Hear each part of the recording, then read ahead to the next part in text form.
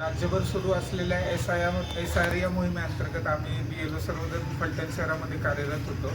आम्ही कार्यरत असताना आमचं कामकाज चालू असताना आमचे सहकारी श्री बंडलकर SB सर हे देखील त्यांच्या प्रभागामध्ये दिलेल्या ठिकाणी नेमून कार्यरत होते.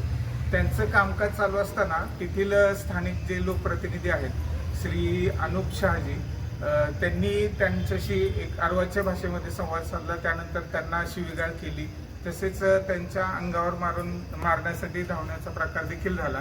या झालेल्या सर्व प्रकाराबद्दल ते स्वतः देखील अतिशय मानसिक तणावामध्ये आहेत आणि त्याचबरोबर झालेल्या प्रकाराचा आमच्या सर्व BLOमार्फत तीव्र निषेध जाहीर केला जातो आणि तो तीव्र निषेध जाहीर करण्यासाठी आम्ही फलटण शहराचे प्रांताधिकारी मॅडम आंबेकर मॅडम यांच्याकडे लेखी तक्रार केलेली आहे. त्याचबरोबर तहसीलदार डॉक्टर अभिजित जाधव सरांकडे देखील तक्रार केली आहे.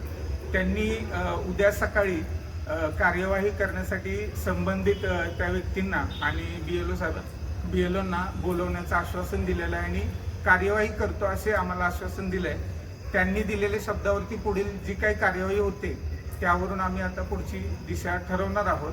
आणि तरी देखील झालेला हा प्रकार हा प्रशासकीय कामामध्ये अडथळा आणण्याचा आणि शासकीय कर्मचारी BLO ह्या शासकीय कर्मचाऱ्यावर राजकीय पार्श्वभूमीतून दबाव टाकण्याचा झालेला प्रकार हा अतिशय निंदनीय आहे. आम्ही सर्वजण त्याचा तीव्र शब्दामध्ये निषेध करतो. पाठीमागील नगरपालिकेच्या निवडणुकीच्या संदर्भामध्ये सुद्धा नोटीस बजावण्यासाठी गेला असता सुद्धा मला पाठीमागं श्री अनंत शाह यांनी दमदाटी वगैरे केली होती आणि आजही तसाच प्रकार घडलेला आहे. मी माझ्या प्रभागामध्ये फॉर्म वाटप करण्यासाठी गेलो असता त्या ठिकाणी त्यांना रिस्पेक्ट दिला नाही अशी त्यांची भूमिका आहे. त्या भूमिकेतून माझ्यावरती राग काढला आणि त्यांनी मला आई आणि बहिणीवरून शिवीगाळ वगैरे केलेली आहे. मी माझं काम प्रामाणिकपणे करत होतो तरी पण त्यांनी मला दमदाटी वगैरे इतर गोष्टी केलेल्या आहेत.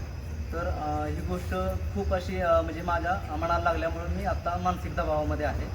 तर मला असं वाटतं की या संदर्भात जे आम्ही प्रांत मॅडमला आणि आपले तहसीलदार साहेबांना जे निवेदन दिलेलं आहे त्याच्यावरती ते तक्रार करतील किंवा त्यांना नोटीस काढतील असं आम्हाला बोललेलं आहे. तर आम्ही त्या निर्णयाची वाट पाहतोय.